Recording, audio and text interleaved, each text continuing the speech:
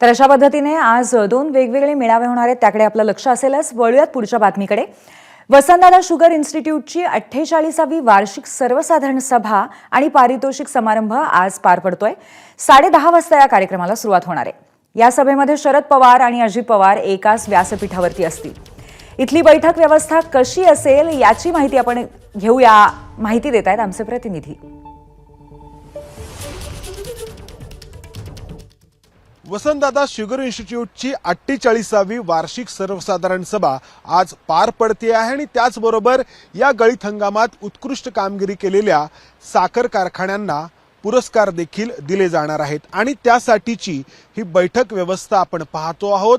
या VSIचे अध्यक्ष आहेत शरद पवार आणि उपाध्यक्ष आहेत दिलीप वळसे पाटील आणि इतर विश्वस्तांमध्ये समावेश आहे तो अजित पवार आणि इतर नेत्यांचा। आणि आपण या ठिकाणी जर बैठक व्यवस्था पाहिली तर शरद पवारांच्या अगदी उजव्या बाजूला अजित पवार असणार आहेत, डाव्या बाजूला दिलीप वळसे पाटील असणार आहेत, त्यांच्या डाव्या बाजूला विजयसिंह मोहिते पाटील असणार आहेत, त्यानंतर जयप्रकाश दांडेगावकर, त्यानंतर विशाल पाटील, पांडुरंग पाटील आणि दिलीपराव देशमुख, त्यानंतर या बाजूला इतर विश्वस्त जे आहेत राज्याचे सहकार मंत्री बाबासाहेब पाटील असणार आहेत अजित पवारांच्या बाजूला, त्यांच्या बाजूला जयंत पाटील, त्यानंतर इंद्रजित मोहिते, बीबी ठोंबरे, हर्षवर्धन पाटील।